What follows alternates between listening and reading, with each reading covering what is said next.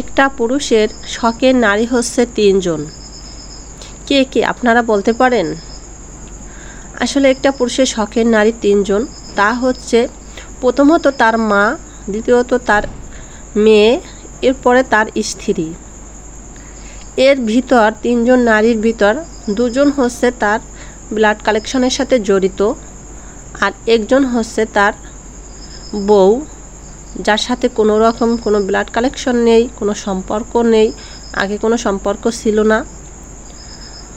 তো ২ জন blood collection থাকা সত্ত্বে তার যে ওয়াইফ, তার সাথে কোনো ব্লাড কালেকশন নেই, অথচ দেখেন তার ওয়াইফের সাথে তার কতটা সম্পর্ক, কতটা মধুর সম্পর্ক, এবং একে অপরের সাথে ওতপ্রোতভাবে জড়িত।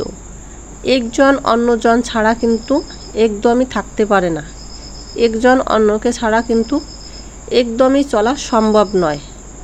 যার সাথে কোনো দেখা নেই, সাক্ষাৎ নেই, কোনো ব্লাড কালেকশন নেই, কোনো সম্পর্ক নেই, অথচ তার সাথে সারাটা জীবন মৃত্যু পর্যন্ত তার সাথে থাকতে হবে। কি একটা মধুর সম্পর্ক, তাই না? আসলে আমাদের স্বামী স্ত্রীর মধ্যে এমনই সম্পর্ক হওয়া উচিত, যে সম্পর্কটা হচ্ছে চোখ আর হাতের মতো। যেমন হাত কাটলে চোখ কাঁদে, আর চোখ কাঁদলে হাত মুছে দেয়। স্বামী স্ত্রীর সম্পর্ক এমনই হওয়া উচিত। তো স্ত্রী যেমনই হোক না কেন, আমি বলবো প্রত্যেকটা পুরুষদের স্ত্রীকে তার উপযুক্ত সম্মানটুকু দেওয়া উচিত। নারীরা হচ্ছে ভালোবাসার প্রতীক। তাদেরকে আপনি যতটা ভালোবাসা দিবেন তার চেয়ে দ্বিগুণ ফিরে পাবেন। তাদেরকে কষ্ট না দিয়ে, তাদেরকে অবহেলা না করে তাদেরকে ভালোবাসা উচিত।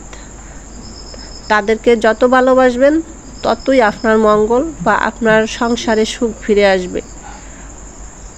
তারা কখনো চায় না একটা সংসারে অবহেলা বা ঝগড়াঝাটি কোনো রকম টেনে আনুক, কোনো স্ত্রীতেই চায় না। তারা হচ্ছে ভালোবাসার পাগল। তাদেরকে একবার ভালোবাসবেন, দেখবেন 1000 বার ফিরে পাবেন। তারা সব সময় চায় পুরুষের ভালোবাসা, আমি মনে করি। তো হ্যালো এভরিওয়ান, কেমন আছেন সবাই? আশা রাখি অনেক বেশি ভালো আছেন, সবাই সুস্থ আছেন। আলহামদুলিল্লাহ, আমিও অনেকটা ভালো আছি আগের তুলনায়। কয়েকদিন ধরে খুব অসুস্থ, তো আজকে একটু সুস্থতা মনে হচ্ছে, তাই ভয়েস দিতে আসলাম। এই 2-3 দিন ধরে কোনো ভিডিও আপলোড দিচ্ছি না, কারণ ভয়েসটা ক্লিয়ার ছিল না। আজকে একটু সুস্থ হয়েছি, তো ভাবলাম একটু ভয়েস দিই। ভয়েসটা আগের তুলনায় একটু ক্লিয়ার হয়েছে, এখনও যদিও পুরোটা ক্লিয়ার না। যদি ভয়েসের ভিতর কোথাও কোনো ত্রুটি থেকে থাকে, অবশ্যই আপনারা ক্ষমার দৃষ্টিতে দেখবেন। আর ভিডিওর মাঝেও যদি কোনো ভুল ত্রুটি থেকে থাকে, সেটাও শুধরিয়ে নেবেন বা কমেন্টস করে জানিয়ে দেবেন কোথাও কোন ভুল হয়েছে। আর জানিয়ে দিলে এটা আমার অনেক উপকৃত হব আমি। তো আজকে আমি এখানে হচ্ছে খারোলা নাচ আর পটল দিয়ে মাছ দিয়ে ঝোল করব। তো আমাদের এলাকায় এটা খারোলা নাচ বলে। হ্যাঁ, এই খারোলা নাচটা আবার এক এক এলাকায় এক এক নাম দেয়।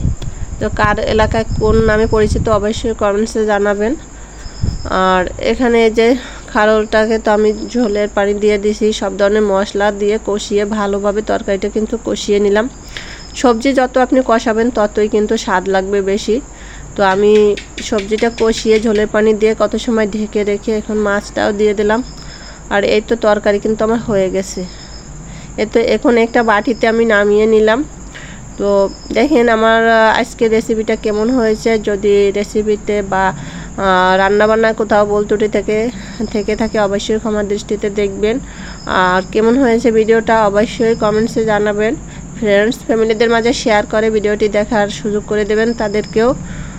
আর পরবর্তী ভিডিওর নোটিফিকেশন পেতে অবশ্যই আমার ইউটিউব চ্যানেলটি সাবস্ক্রাইব করে নেবেন। আর ফেসবুক থেকে দেখলে